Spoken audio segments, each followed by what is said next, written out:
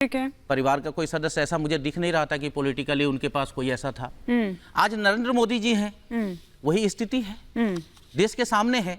लेकिन जब नेहरू जी प्रधानमंत्री थे तो उनके सामने इस तरह की स्थिति नहीं थी। लालू जी के पास यह स्थिति नहीं है। नेहरू जी ने विरासत में अपने परिवार के लोगों को आगे बढ़ाने की जो उन्होंने दी, वो विरासत किस चीज का है? त्याग का। ये त्याग, आपको इतनी हंसी क्यों? और ये जो त्याग का है ना, ये सबके बस की बात नहीं है।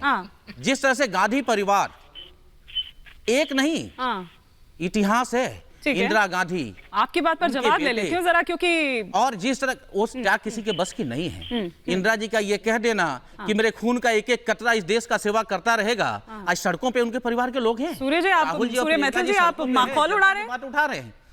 धन्यवाद हिमानी जी। पहले तो आपको और पूरे देश को भारत माता की जय, वंदे मातरम और रंगोत्सव की हार्दिक हार्दिक शुभकामनाएं आपको। और मैं अभी सुन रहा था, हमारे बड़े भाई हैं मिश्रा जी, उन्होंने कहा कि विरासत जो थी ना, सत्ता की विरासत, मुख्यमंत्री पद वो त्याग का था और वो उन्होंने परिवार को दिया। मतलब कांग्रेस के अंदर उस समय में कोई भी ऐसा नेतृत्व नहीं था, कोई भी ऐसा नेता नहीं था जिसको कि नेहरू जी अपने परिवार से इतर सत्ता हस्तांतरित करते। उसके बाद जब इंदिरा गांधी जी का स्वर्गवास हुआ, उसके बाद भी उनकी त्याग की विरासत उनके बेटे राजीव गांधी जी को मिली। तो ये जो त्याग की विरासत है ना इनकी, सत्ता जो है, नॉलेज नहीं है तो क्या भैया बीच देखिए हिमानी जी, इनसे बोलिए ये अभद्रता उद्दंडता ना अपनी जेब में रखा करें। ये हर जगह बीच में बोलते हैं और फिर विक्टिम कार्ड खेलना शुरू कर देते हैं। तो मत बोलिए, तो बीच में तुम सिखाओगे मुझको, आप सिखाओगे मुझको? इस तरीके से नहीं, आप आज होली का मौका है, होली का मौका बीच में क्यों बोल रहे हो? एक दूसरे को हम बधाई दे रहे हैं और फिर दूसरी तरफ इस तरह दूसरी चीज हिमानी जी, देखिए अभी इन्होंने कहा कि बैंक अकाउंट फ्रीज हो गए। मैं कहता हूं कि इनको कहिए पढ़ा लिखा करें। यहाँ राष्ट्रीय चैनल है, आप एक बहुत बड़ी देश की एंकर हैं, आपकी डिबेट को दुनिया देखती है। बैंक अकाउंट फ्रीज नहीं हुए हैं, उसके अंदर जो जुर्माने का अमाउंट है ना, 107% जो जुर्माने का अमाउंट है, उसको रोककर बाकी सारा पैसा कांग्रेस पार्टी यूज कर सकती है। पहली चीज। दूसरी बात, अरे भाई मुझे ये बताओ, ये जब इनकम टैक्स नोटिस पे नोटिस दे रहा था तब आप जाओगे नहीं? इनकम टैक्स ने कार्रवाई करी तो आप विक्टिम कार्ड खेलोगे। यही चीज केजरीवाल जी पे हो गई। 9 बार उनको जब ईडी ने नोटिस दिया, पहला दिया, छोड़ दिया, दूसरा, तीसरा, चौथा, कभी अरे अब तो वो चले गए जेल के भीतर। आप कहाँ इतना परेशान हो रहे हैं? सारे रास्ते बंद हो गए, हाई कोर्ट ने कह दिया नहीं जाना पड़ेगा, सुप्रीम कोर्ट में मजबूरी में अपनी बेल को वापस लेना पड़ा। उसके बाद ये विक्टिम कार्ड खेल रहे हैं। शर्म आनी चाहिए। एक मुख्यमंत्री जिसको ईडी कह रही है कि शराब माफिया है, ये शराब घोटाले के किंगपिन है ये। घनेंद्र भारद्वाज जी, विक्टिम कार्ड खेल रहे हैं आप लोग, और आज आतिशी सिंह जी आकर प्रेस कॉन्फ्रेंस करती हैं, वो कहती हैं भैया रंग नहीं खेलेंगे हम, और ये फैसला क्रूर तानाशाह के फैसले के खिलाफ है। विक्टिम कार्ड खेल रहे हैं आप लोग, वो कह रहे हैं। देखिए हिमानी जी, एक चीज तो तय है कि नरेंद्र मोदी अगर किसी राजनेता से सबसे ज्यादा डरते हैं तो उसका नाम अरविंद केजरीवाल है। आज हमने कैंपेन शुरू करा है कि मोदी केजरीवाल से डरता है, और पूरा देश ये कह रहा है कि नरेंद्र मोदी अरविंद केजरीवाल से इतना क्यों डरते हैं? क्योंकि अरविंद केजरीवाल की काम की राजनीति, ईमानदार राजनीति। गुरु प्रकाश जी कह रहे हैं कि आप कह रहे हैं बुरा ना मानो, होली है। हिमानी जी मैं बोल लूं, आप बीच में नहीं, आप बोलिए, मैं बता रही हूं आपको कि हंस रहे हैं वो आपकी बात पर। हिमानी जी, मेरी आपसे दरखास्त है। नहीं काउंटर क्वेश्चन लेना भी तो मैंने स्टार्ट भी नहीं करा, आपने तो पहले ही। ठीक है, गुरु प्रकाश जी हंस रहे हैं, क्या मतलब? माफी सर, आपके गेस्ट हैं। जी। हिमानी जी, मैं जो कह रहा था कि आज पूरा देश कह रहा है कि अरविंद केजरीवाल से नरेंद्र मोदी डरते हैं, क्योंकि नरेंद्र मोदी को काम की राजनीति पसंद नहीं। नरेंद्र मोदी को यह पसंद नहीं है कि कोई इंसान किसी को बिजली और पानी जैसी मूलभूत चीजें क्यों मुफ्त में दे रहा है, क्यों शिक्षा और स्वास्थ्य की क्रांति लेके आ रहा है, क्यों महिलाओं की बसों में यात्रा फ्री कर रहा है। मैं इस पर लेकिन काउंटर क्वेश्चन जरूर करूंगी आपसे, क्यों महिलाओं आप इन कामों को और भ्रष्टाचार को एक ही तराजू में तोल रहे हैं? आप एक ही तराजू में तोल रहे हैं? जब कुछ आया है सर तभी गिरफ्तारी हुई है ना। नहीं वो ठीक है, लेकिन आप जिन कामों को गिनवा रहे हैं और अगर भ्रष्टाचार के आरोप है, आप इनको एक ही तराजू में नहीं तोल सकते ना सर।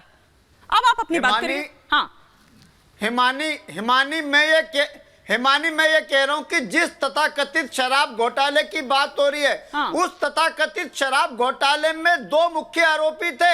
एक था शरद रेड्डी, दूसरा था मुगंता राघव रेड्डी। शरद रेड्डी से 60 करोड़ रुपए लेके भारतीय जनता पार्टी ने उसे ईडी से कह के बेल दिलवा दी परमानेंट, ठीक है। उसे सरकारी गवाह बना दिया। और मुगंता राघव रेड्डी आज भारतीय जनता पार्टी के मदद से चुनाव लड़ रहे एनडीए का कैंडिडेट है, क्योंकि पूरी मनी ट्रेल हमें तो कह रहे कि घोटाला कर लिया, पैसे बीजेपी के अकाउंट में जा रहे हैं। ये कैसा है? सारा पैसा भारतीय जनता पार्टी ने ले लिया। 60 करोड़ की जिस मनी ट्रेल की बात कर रही थी, 60 करोड़ की मनी ट्रेल तो आ गई। और 2 साल पहले भारतीय जनता पार्टी ने पैसा लिया था, और भारतीय जनता पार्टी को पता था अब जवाब ले लूं सर, सीबीआई इसकी जांच कर रही है। क्या जेपी नड्डा का फर्ज नहीं बनता था? सर फटाफट से जवाब ले लेती हूँ, फिर मुझे ध्रुव पाठक जी का भी रुख करना है सर। उनका एक भी ओपनिंग कमेंट नहीं आया। जी गुरु प्रकाश जी शॉर्ट रखिएगा, लेकिन ध्रुव जी का भी मुझे कमेंट चाहिए।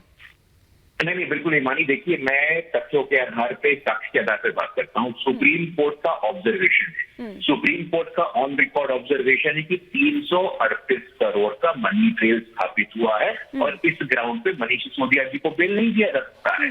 सुप्रीम कोर्ट का ऑब्जर्वेशन है कि अरविंद केजरीवाल किंग पिन है, अरविंद केजरीवाल के ही नेतृत्व में और देख रेख में लेकर कैंप हुआ है। 350 करोड़ यहाँ एनफोर्समेंट डायरेक्टरेट ने कहा है कि कविता ने 100 करोड़ रुपए दिया है। तो अरविंद केजरीवाल भी चाहे कोई भी हो, इस देश में संविधान सर्वोपरि है। अरविंद केजरीवाल भी संविधान के ऊपर नहीं है। ध्यान रखिए आप लोग, अरविंद केजरीवाल भी आम आदमी पार्टी के तानाशाह हो सकते हैं। एकमात्र ऐसी पार्टी आम आदमी पार्टी है जिसमें हमेशा के लिए एक ही अध्यक्ष होता है, वो है अरविंद केजरीवाल। जब से आम आदमी पार्टी बनी तब से आज तक अरविंद केजरीवाल, जब तक आम आदमी पार्टी रहेगी तब तक अरविंद केजरीवाल। ये तानाशाही पार्टी कार्यालय के अंदर रखिएगा, देश में तानाशाही नहीं चलेगी। लेकिन ये तो हर पार्टी में होता है ना गुरु प्रकाश जी, एक चेहरा तो कोई होता है ना, एक चेहरा तो कोई होता है जिसके इर्द गिर्द आप भी तो विधानसभा चुनाव लड़ते हैं, लेकिन तब भी आप एक ही चेहरा आगे करते हैं ना सर। विधानसभा चुनावों में भी एक ही चेहरा आगे करते हैं, लोकसभा में तो करेंगे ही करेंगे। हिमानी, पार्टी का अध्यक्ष हमारे यहाँ बदलता नहीं है क्या? आम आदमी पार्टी का पिछला अध्यक्ष कौन था बताओ तो आप जरा। आम आदमी पार्टी का अगला अध्यक्ष कौन होगा बताओ तो जरा। सर्वा पार्टी का अरविंद केजरीवाल ही होता है। पार्टी को भी टाइम ही कितना हुआ है? तानाशाही इसको कहो, 10 साल के अध्यक्ष आम आदमी पार्टी का तानाशाही को उदाहरण दिया है, और ये दूसरों को तानाशाही का प्रमाण पत्र देते हैं। 350 करोड़ का सुप्रीम कोर्ट ने चेहरा कौन है बीजेपी का? 29 में बीजेपी का चेहरा कौन है पीएम का, बताइए। मैं आपके बीच में मैं लड़ने नहीं आया हूँ सर, मैं सवाल जवाब दे रहा था। बीजेपी का पीएम का चेहरा नहीं, मैं बहस नहीं करूंगा आपसे। आम आदमी पार्टी का अध्यक्ष सर्वा एक ही व्यक्ति रहेगा। तानाशाही का उदाहरण यह है। भारतीय जनता पार्टी के अध्यक्ष बता सकता हूँ मैं आपको। बीजेपी से पीएम चेहरा कौन? 29 में बीजेपी का पीएम चेहरा कौन? मुझे आपके देश को पता है, आपको बताने की आवश्यकता नहीं है। उसको भी देश को ही पता है, फिर आम आदमी पार्टी के बारे में भी देश को पता है। कई रंग देखने को मिल रहे हैं।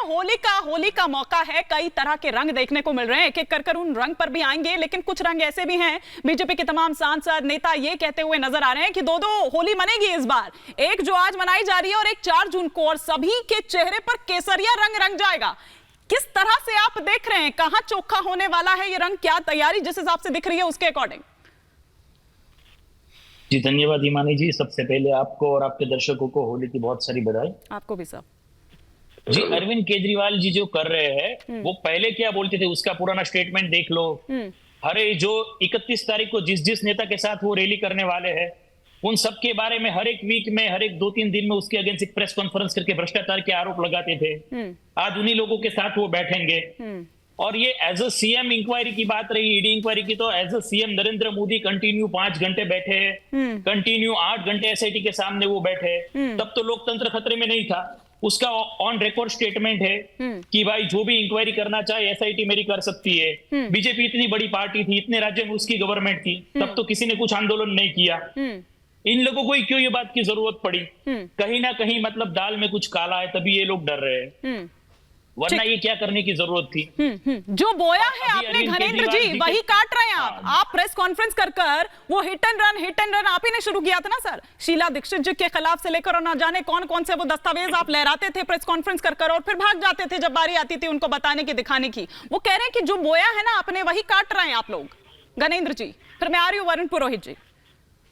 हिमानी जी, कल से हम कह रहे हैं कि भारतीय जनता पार्टी को यह जवाब देना पड़ेगा कि शरद चंद्र रेड्डी से 60 करोड़ रुपए आपने क्यों लिए, और लिए तो आपने सीबीआई ईडी को क्यों नहीं बताया? 2 साल से आप दबा के बैठे हुए थे सारी चीजें। 2 साल से आपने किसी एजेंसी को नहीं बताया कि शराब घोटाले के आरोपी से मेरा सवाल नहीं सुना या होली की खुमारी में है लेके आपने उसको जेल से बाहर निकाला। सर, आपने मेरा सवाल नहीं सुना या होली की खुमारी में है? जवाब देने पड़ेंगे कि शरद रेड्डी से नहीं, बिल्कुल जवाब देने पड़ेंगे। आप बिल्कुल सवाल पूछिए, आपका सवाल बिल्कुल बनता है, वैलिड है, लेकिन मेरा सवाल का जवाब भी तो दीजिए ना सर। मैं कह रहा हूं इस पूरे शराब घोटाले का अगर कोई मास्टरमाइंड है, कोई किंगपिन है, तो उसका नाम नरेंद्र मोदी है। नरेंद्र मोदी अरविंद केजरीवाल से डरते हैं और अरविंद केजरीवाल को जेल में लोकसभा चुनाव से ठीक पहले डालने के लिए उन्होंने ईडी को बोला। ईडी जो है आज भारतीय जनता पार्टी की फ्रंटल विंग बन चुकी है। ईडी ने बगैर किसी सबूत के, बगैर किसी विटनेस के, बगैर किसी मनी ट्रेल के उन्होंने अरविंद केजरीवाल को इसलिए जेल में डाला कि अरविंद केजरीवाल नरेंद्र मोदी का जो नुकसान करने जा रहे थे लोकसभा चुनाव में, नुकसान मेरे सवाल का जवाब अभी भी नहीं मिला। लेकिन सूर्य मैथिल जी कह रहे हैं हसगुल्ले छोड़ रहे हैं आज आप होली के मौके पर, रंगोत्सव के मौके पर हसगुल्ले, उन्हें कैसे निकालोगे? हर आदमी कह रहा है मैं अरविंद केजरीवाल हूं, हर देश का नौजवान ये कह रहा है मैं केजरीवाल हूं, हर आदमी ये कह रहा है कि मैं भी केजरीवाल हूं, मुझे भी अरेस्ट करो, मुझे भी जेल में डालो।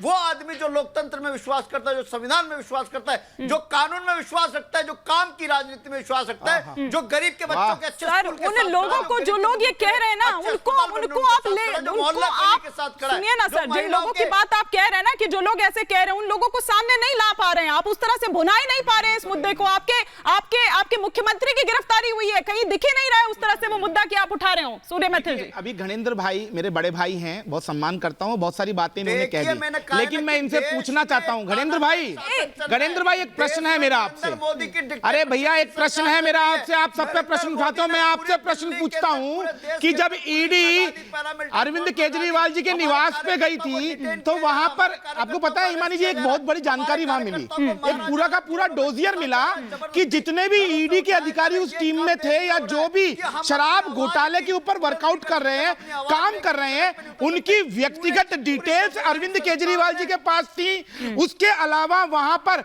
वो किससे मिलते हैं, किसके संग बैठते हैं, क्या खाते हैं, क्या पीते हैं, इन सब की जानकारी ईडी के अधिकारियों की अरविंद केजरीवाल जी के बेडरूम से मिली। अब मैं ये पूछना चाहता हूं गणेंद्र भाई से कि आप ये बताइए कि ना तो वो दिल्ली सरकार के किसी एजेंसी ने आपको दी, ना पंजाब की किसी ऑफिशियल एजेंसी ने आपको दी, तो आपने ईडी के अधिकारियों की स्नूपिंग किस आधार पे कराई और किस उद्देश्य से कराई? अरे वो शरद रेड्डी वाला भी बात बता दीजिए ना, शरद रेड्डी वाला भी उनको जवाब दे दीजिए। शरद रेड्डी वाली बात भी बोलूंगा, उसके अलावा 2 और थे ना जी। और शरद रेड्डी जिस कंपनी के अंदर डायरेक्टर है वो प्राइवेट लिमिटेड है। शरद रेड्डी के अलावा भी वहां पर बहुत सारे डायरेक्टर्स हैं और उन्होंने उस जो फंडिंग है उसको अपनी बैलेंस शीट में भी दिखाया। लेकिन मैं ये पूछ रहा हूं कि आखिर किस उद्देश्य से आपने ईडी के अधिकारियों की जो है आपने स्नूपिंग की?